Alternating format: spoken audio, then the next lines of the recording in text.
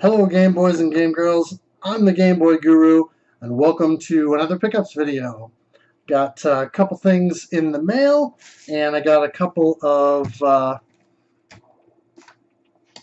things, some random stuff that I picked up today, so let's get started.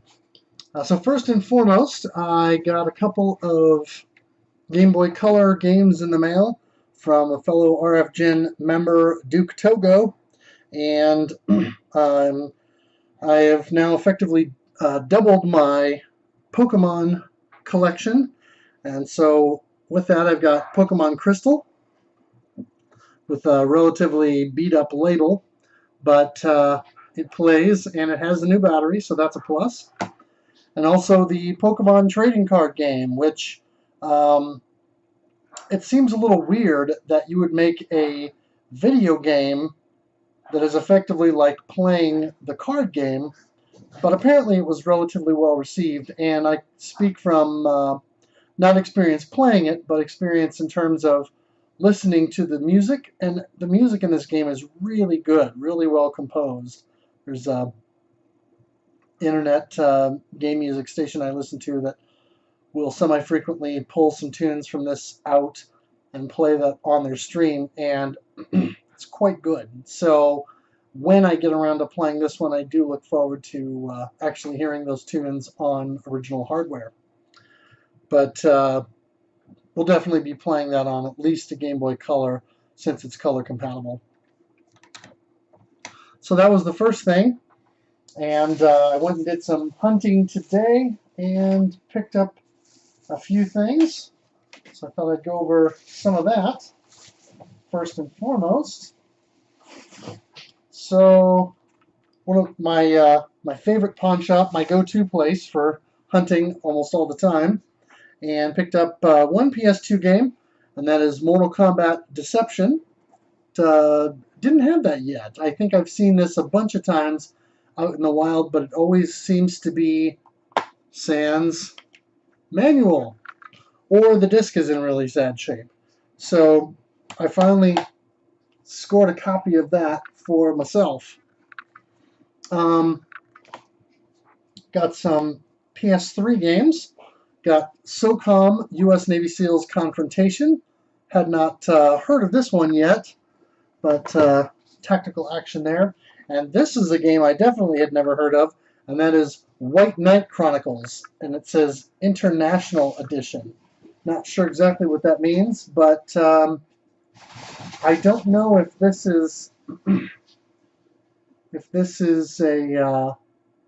it says RPG, so I guess we'll see what that's like. Also picked up some Xbox 360 stuff. Got Halo 4, and they had another copy that was in really bad shape. This one has both discs, but the disc tray is kind of loose, so I'll have to be careful with that one because it's broke. The thing is broken, but it does have both discs, and they're both in good enough shape that they should be readable. Got Metal Gear Solid 5 Ground Zeroes,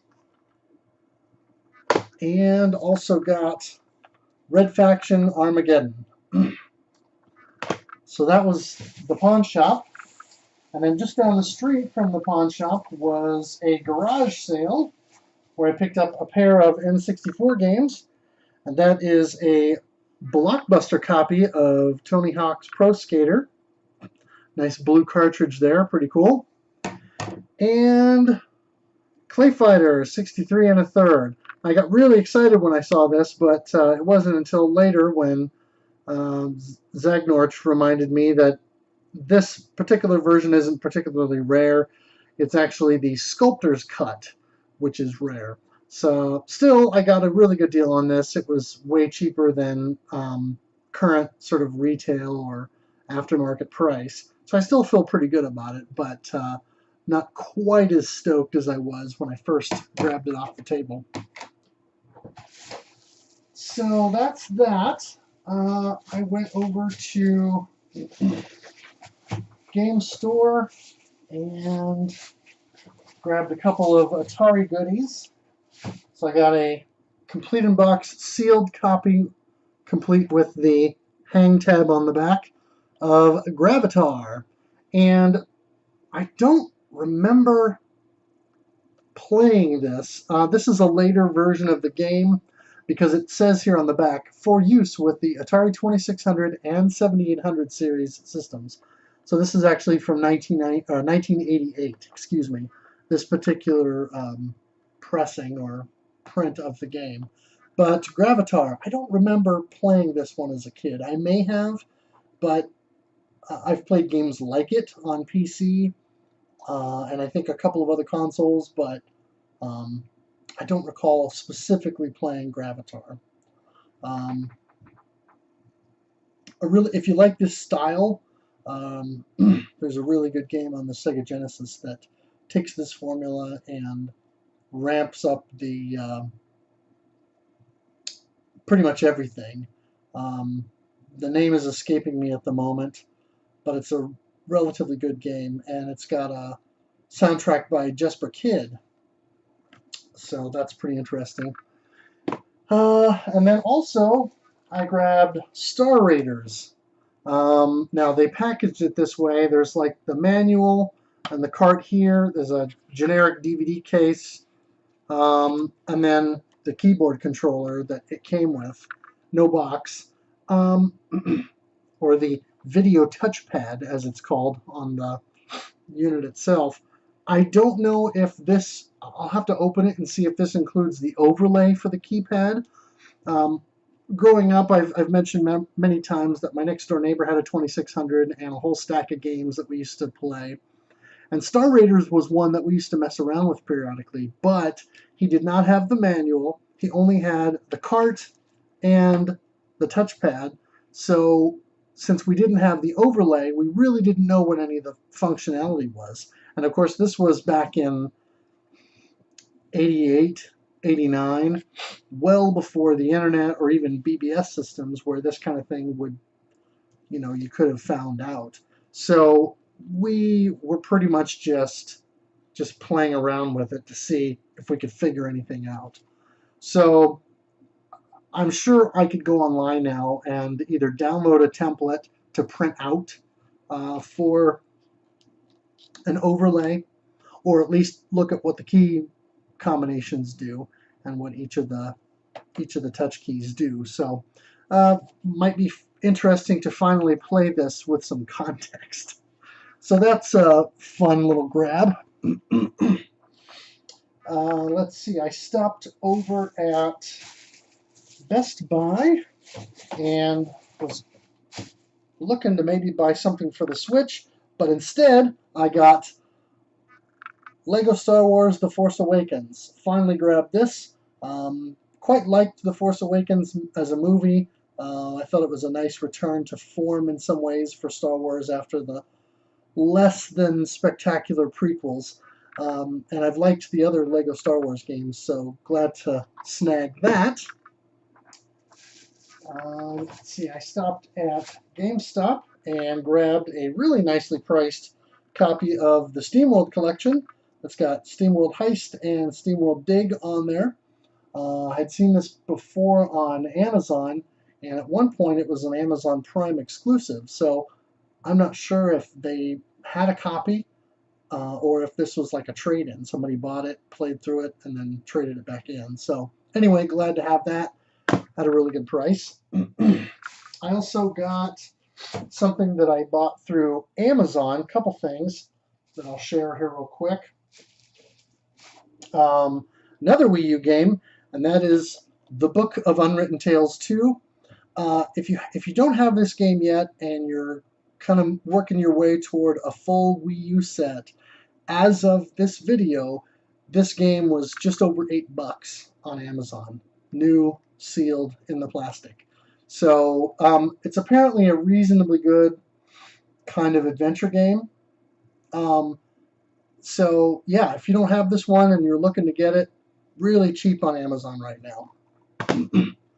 I also finally purchased tempered glass, screen protectors for my Switch. This apparently comes with 2 of them. I'm assuming I'm just going to use one and then just store the other in case the one breaks. But yeah, finally got a tempered glass screen protector for the Switch, so I'll be probably putting that on tomorrow. And now on to my big find of the day. I went to the other game store in town and did not pick up any games, but I ended up buying some hardware. So first and foremost, let's got a ColecoVision controller, and this one is very clean. They've obviously done a good job cleaning it up, but it looks like it's relatively unused or lightly used. The stick has good action. The buttons all feel good. Keypad feels good. The buttons are not cracked and in poor shape. So this alone from the game store would have been a nice find. But I also scored the ColecoVision expansion module #1, which is the one that plays Atari 2600 and VCS games.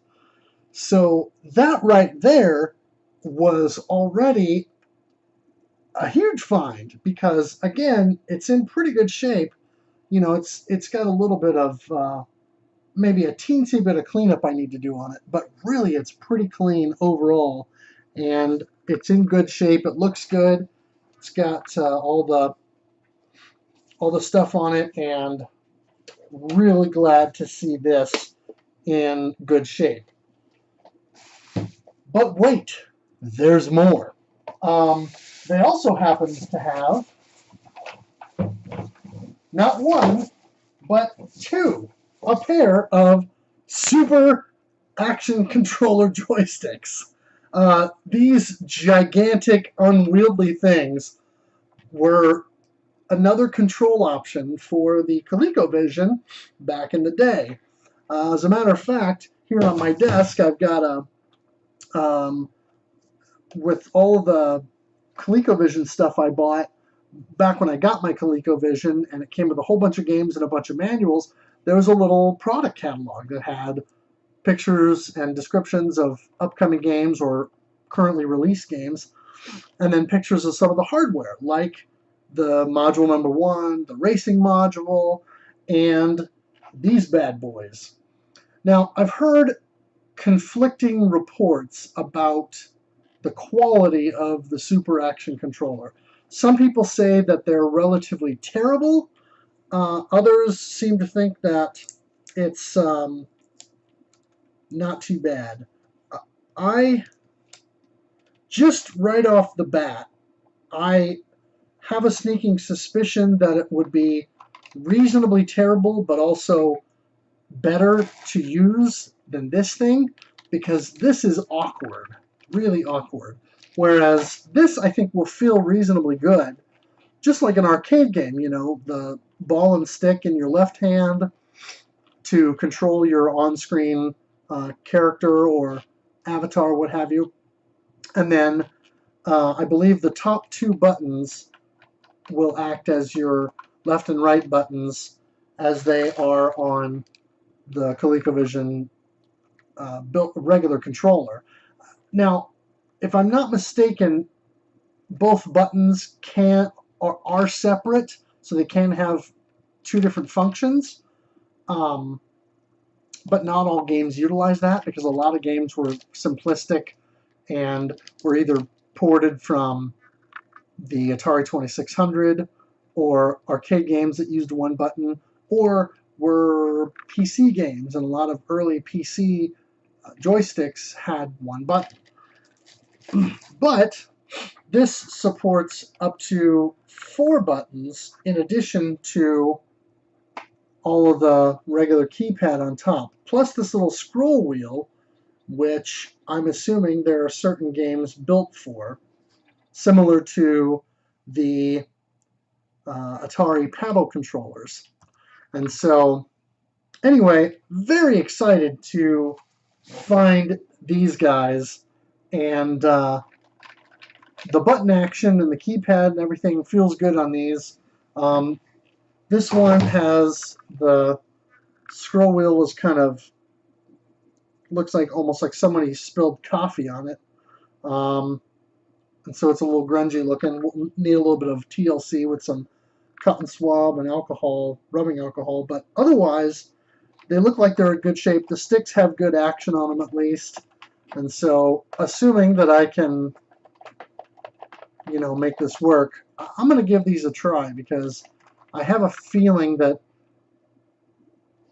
even though they're large and unwieldy, that they might be better than some people give them credit for. But I'll reserve judgment until I actually play them. But these will be great because I've got a buddy who has come over and messed around with ColecoVision games with me. And since one of my standard controllers was not very good and was real clicky when you try to move upward and didn't always work, it'll be nice to not only have a hopefully working second controller, but also have these as an option. So pretty glad to have that. That's all my finds for today, but I also got some other stuff from Amazon that I thought I would cap the video with. And that is that I purchased a Raspberry Pi, specifically the Raspberry Pi 3. So I got a Raspberry Pi board. I bought a charging cable setup. I got a set of heat sinks for the chips. I know it's not absolutely necessary, but I went ahead and did that anyway. Power supply, of course. And I bought a case that has fans. Again, the Pi under its regular configuration doesn't necessarily require a cooling fan, but I did this in combination with the heat sinks because apparently if you overclock the unit, you want to use heatsink and or fan. So I decided to do both, especially because of what I plan to do with it. And then of course 128 gig micro SD card with adapter, and so I'll be setting that up. There's according to fellow RFGen member Bickman2K, there's a 4-way boot image that I can download and set up on the micro SD card that will allow me to boot into one of 4 environments. There's the standard Raspbian desktop, where I can use the Chromium browser and do certain things. And I know that there's a way to use Netflix in that by downloading a specific build of the Chromium browser that has some settings and some tweaks. So I'll be looking to do that possibly. There's a build that is for Rasplex, and I run a Plex server on my home PC, and so that'll be cool to be able to set that up, connect it to my account, and then stream stuff from it, and then potentially also host stuff on the Rasplex. There's a Kodi build, and I was using Kodi before on a Android set-top box on my TV until just a few weeks ago when it finally bit the dust. So that'll be cool to go back to that. And of course, RetroPie. Now I've got a couple of controllers that I believe I'll be able to use with that. There's a Logitech wireless PS3 controller that has a little USB dongle. And then I actually bought a pad that was specific to the Android box. It was by Matricom. It was the G-Box Q. And so they actually had a PS2 style controller that has D-pad, 2 thumbsticks with the pressable sticks for the sort of L3 and R3 type buttons, 2 sets of triggers, and then your 4 face buttons plus your select and start. And so it's just got a little chip dongle for that. So I ought to be able to use one or both of those, hopefully, for the Pi and set that up with Raspberry Pi. And one of my goals then will be eventually to try and save up a little bit of money and purchase the dual stick setup for the X Arcade stick. And that is a full sort of tabletop thing where it has your joystick and I believe 6 or 8 buttons. And then another setup exactly like that on the other side. And then right in the center, a trackball. And then in addition to those controllers, I've got a little Logitech wireless keyboard with touchpad down in the corner that I was using with the Android device. So I'll just utilize that with the new Raspberry Pi. But pretty excited to have this and play around with this. This may be my project tomorrow afternoon after I get my yard work done. So I'm thinking I might have to spend a little time pulling this thing out and getting it set up. But again, pretty excited to play with this and mess around with some of that and just kind of see how this all works. So that's everything I've got to show you guys today. What do you think? Who else has got a Raspberry Pi set up, and what do you think of it? What tweaks should I do, or what kind of cool stuff should I check out with RetroPie, especially, in order to get the most out of it? Have any of you played Gravatar for the 2600, and what did you think of it? Or the Book of Unwritten Tales 2 for Wii U? I've been curious about this for a long time, but just never bought it. So I'm glad to finally have that one. And what about this ColecoVision stuff? Do any of you have experience with the Super Action controllers? And did I waste my money buying these things? Or is this something that I can mess around with and get used to the stick and button layout and you know, get some good use out of these? So let me know what you guys think in the comments below, and thanks for watching, thanks for playing, and game on.